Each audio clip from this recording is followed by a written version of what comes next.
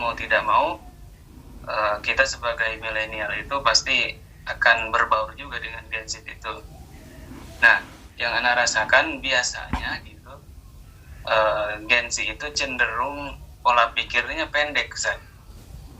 Ya, tidak berpikir seluas kami biasanya gitu, Zat. Walaupun mungkin tidak semua gitu. Nah, kira-kira gitu, Zat, menurut pandangan Zat Jalani sendiri, dengan perbedaan pola pikir antara kami yang hidup di generasi milenial kepada Gen Z zaman sekarang itu, kita itu harus seperti apa, Zat? Apakah kita yang harus menyesuaikan mereka atau kita yang mendidik mereka gitu supaya apa ya, punya pandangan yang lebih luas gitu, tidak instan gitu, Zat?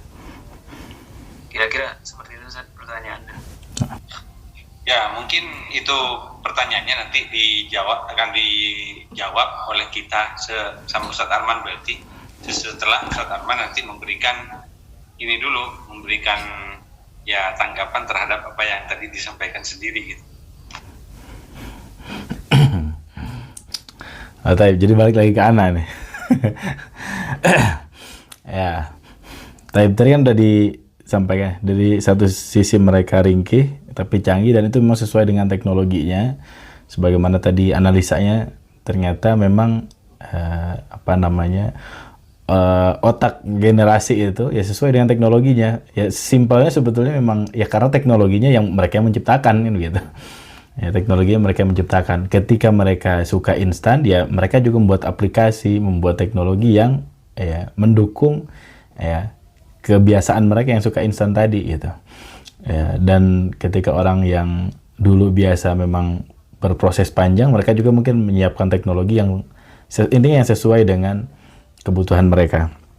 Ya, tadi pertanyaan Sardardi jadi sesuai ya. Apa salahnya menjadi generasi instan gitu? Jadi memang Gen Z itu kan ciri khasnya, di antara ciri khasnya mereka selalu berpikirnya itu instan.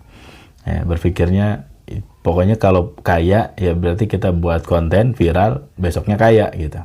Jadi ketika lihat misalkan di Instagram, di TikTok ada orang yang upload kaya, itu berarti kita juga bisa sebulan kaya gitu. Padahal tidak pernah tahu proses di balik itu, ya mereka juga perjuangannya lama gitu. Jadi terbiasa disuguhkan dengan sesuatu yang demikian. Nah, terlebih memang di kehidupan sehari-hari juga untuk makan ya mungkin beli, atau minimal sekarang kalaupun makan, ternyata masak sendiri pakai Magicom gitu. Beda dengan dulu masak sendiri ya pakai, sebelum kompor malah pakai kayu bakar. Ya, masak sendiri, kayunya nggak ada, cari dulu kayunya. Gitu kan. Ya, jadi semuanya harus disiapkan dari awal gitu. Kalau sekarang kan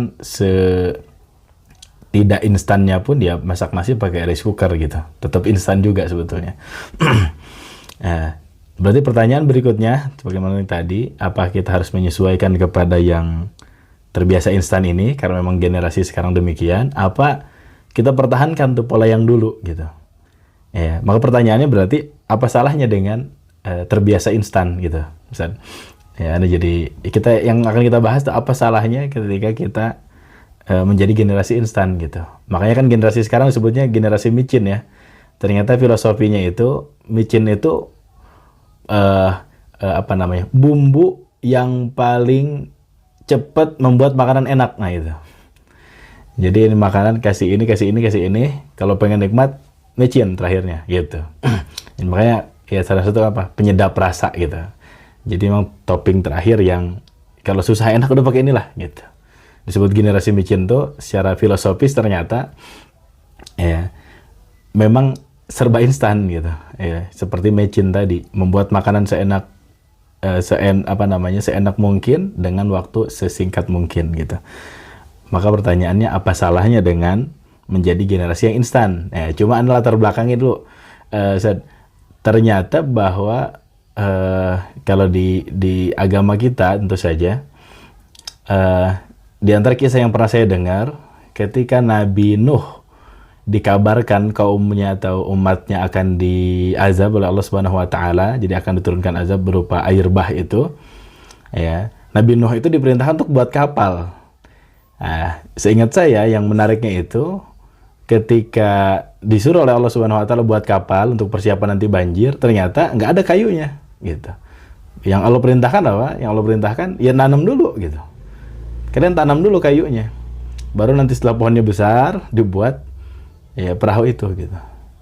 Ya, jadi dan juga kisah-kisah di perjalanan Nabi Muhammad SAW juga demikian. Ketika ada orang yang minta makan, Nabi SAW menanyakan kamu punya sesuatu atau tidak, ya kemudian ternyata ada barang apa gitu yang kemudian dia jual, dibeli oleh para sahabat. Nah uangnya ini dikasih, ini untuk makan kamu, ini untuk ya beli alat itu kapak untuk kemudian digunakan untuk kerja. Artinya ya makanan kalau dikasih sekarang, tapi berikutnya ya kamu harus bekerja.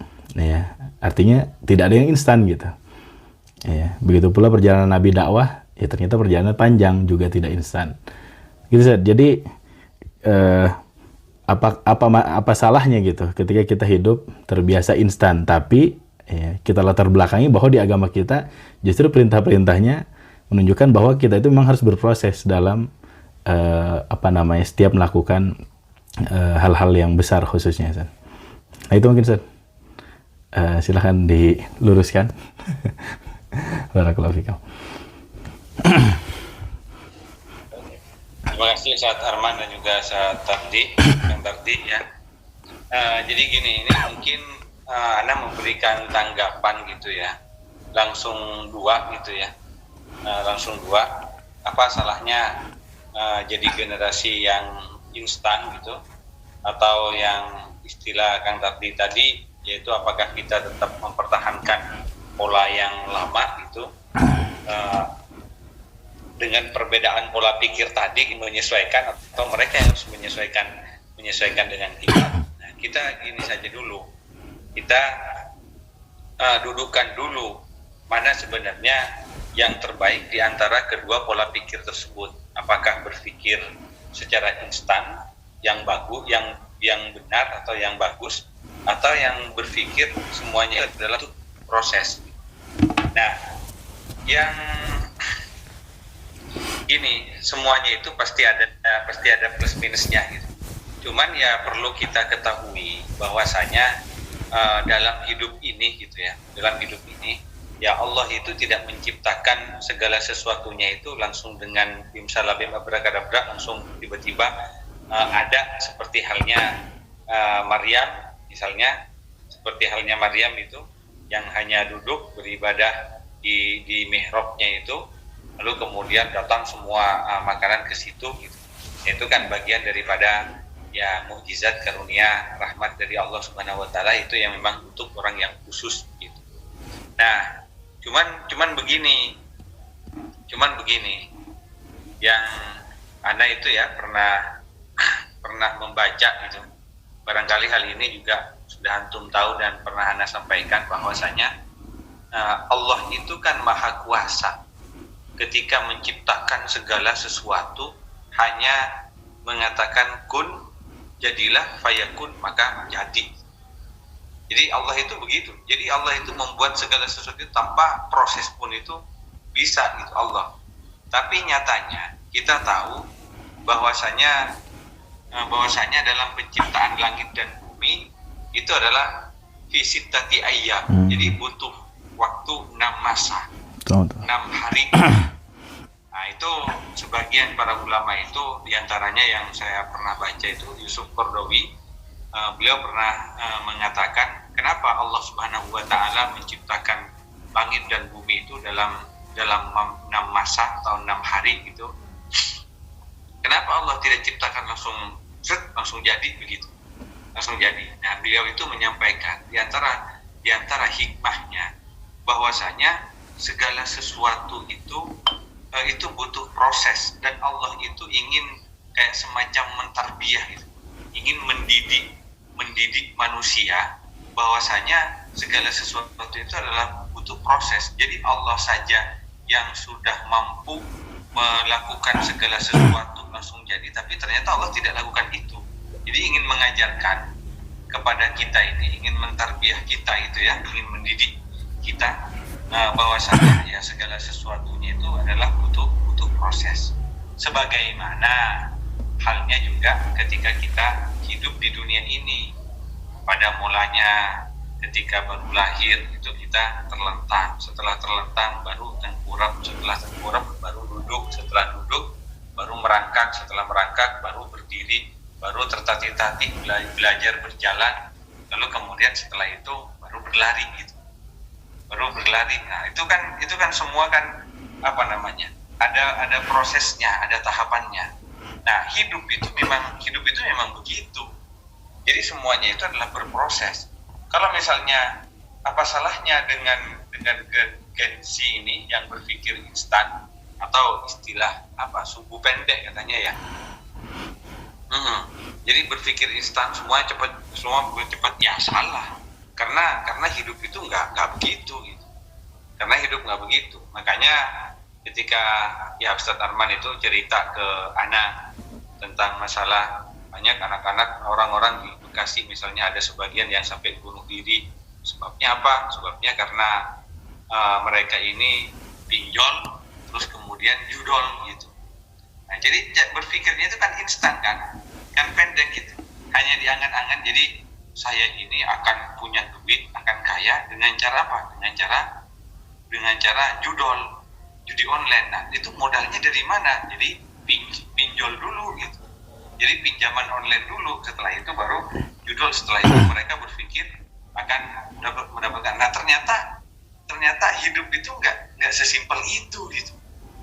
Ternyata hidup itu nggak sesimpel itu. Semuanya itu adalah butuh perjuangan, semuanya itu butuh usaha, semuanya itu butuh ikhtiar gitu. Nah, kalau misalnya kita tarik ke konteks bagaimana perjuangan Nabi itu, ya Nabi juga sampai berjuang, berdarah-darah, mengorbankan seluruh yang ada pada dirinya gitu. Itu karena memang beliau itu menjalani segala sesuatunya itu dengan sunatullah gitu. Sunatullah. Padahal kan Allah di surat Yunus itu kan berfirman, kata Allah kan gimana? A'udzubillahi minasyaitonirrajim. Walau syaa rabbuka la amana man fil ardi kulluhum jami'a.